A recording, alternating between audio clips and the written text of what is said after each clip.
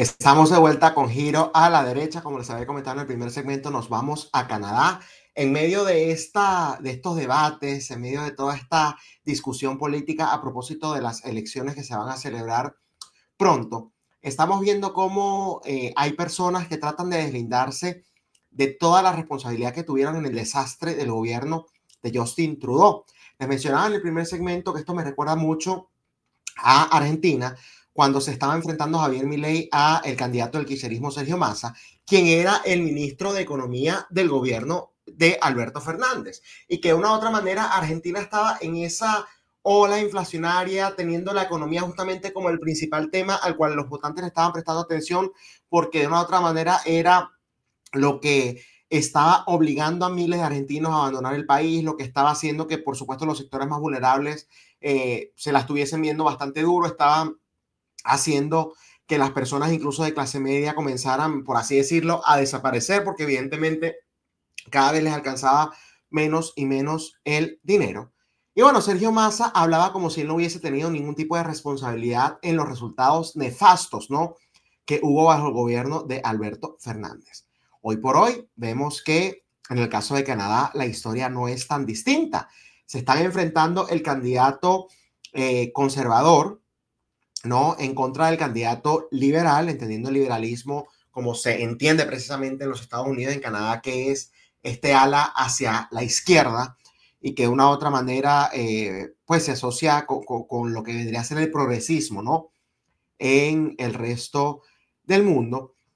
Y lo curioso es que el individuo del Partido Liberal, y que ahora está ocupando la primera magistratura de Canadá, porque fue el que Justin Trudeau designó mientras llamaban a nuevas elecciones, ¿no?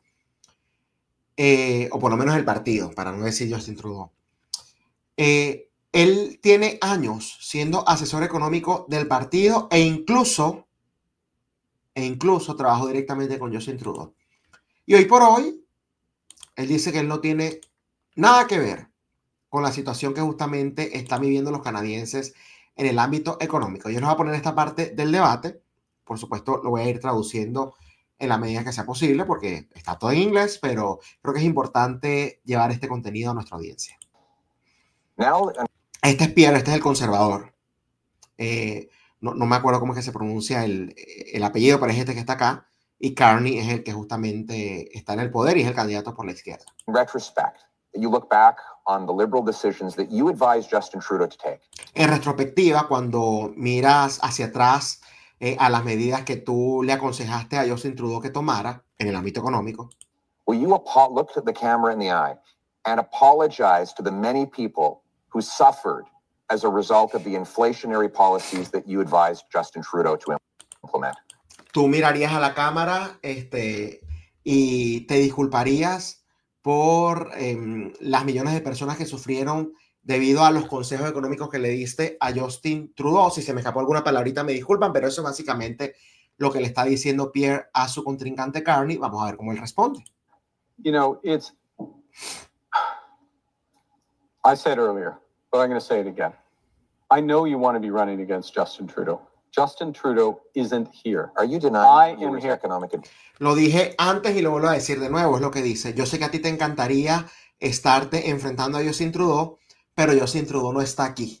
O sea, lo aparta de cualquier tipo de proceso, por así decirlo. Me recuerda además también, ya que estamos acá haciendo similitudes, ¿no?, y atando cabos, a Kamala Harris acá en los Estados Unidos, que era vicepresidente de Joe Biden, y entonces decía, bueno, que la administración Biden era lo máximo, pero que ya no tomaba prácticamente decisiones, pero que el trabajo que estaban haciendo era muy bien, pero ya no tenía nada que ver con la crisis migratoria, pero no había crisis migratoria, pero no había crisis económica, pero ya no tenía nada que ver con la crisis económica. O sea, era una cantidad de malabares para justamente tratar de deslindarse del gobierno de Joe Biden sin deslindarse del gobierno de Joe Biden. Vemos que el señor Carney está haciendo prácticamente lo mismo con Justin Trudeau. Le pregunta a Pierre, ¿que vas a negar que no eras consejero? Did not provide any of that advice. I did not provide any of that advice. Y dice Carney, y lo dice dos veces, yo no ofrecí ninguno de esos consejos, no ofrecí ninguno de esos consejos. Ese es el tipo de cuestiones que estamos viendo incluso en países desarrollados, ¿no?, como uno los conoce como el tema de Canadá, que se aplicaron medidas, pero de las más asquerosas a nivel económico, a nivel social también. Vemos que Canadá se ha vuelto un país bastante, que deja mucho que desear, ¿no? Que tanto se habla del desarrollo, tanto se habla en contra del tercermundismo, ¿no? Como se conoce ya con el concepto moderno, porque no quiero que salga algún erudito a decir, no, que el tercermundismo significa esto realmente. Estoy hablando con el concepto que se le tiene en estos momentos, siendo el primer mundo los países desarrollados y el tercer mundo los países en vía de desarrollo, ¿no? Pero me llama la atención eso. El individuo era consejero en el ámbito económico del partido completo. Hay artículos que pueden buscar en internet en donde justamente, de su autoría, quiero decir, él estaba promoviendo la implementación de ciertas medidas que el gobierno de Justin Trudeau implementó. Sobre todo durante la pandemia, creo que también hay unas cuestiones ahí bastante interesantes, ¿no? Para ver. Pero más allá de eso, vamos a suponer que él no era consejero, como lo está diciendo. ¿Por qué entonces acepta la posición de ser consejero? No, yo no tuve nada que ver con eso. ¿Por qué entonces aceptas una posición? ¿O por qué no hablaste en contra en su debido momento? Mira, yo soy consejero, pero yo le aconsejé esto otro. Yo voy a poner un ejemplo acá en los Estados Unidos, no con el tema económico. Joe Biden, y ojo, la retirada que hizo en Afganistán fue un desastre. Yo no estaba en contra de la retirada, pero sí en la manera en la que se hizo, y eso hay que dejarlo bien claro. Pero Joe Biden, cuando era vicepresidente Obama, se filtró por todas partes que Biden siempre estuvo en contra de mantenerse en Afganistán. Siempre.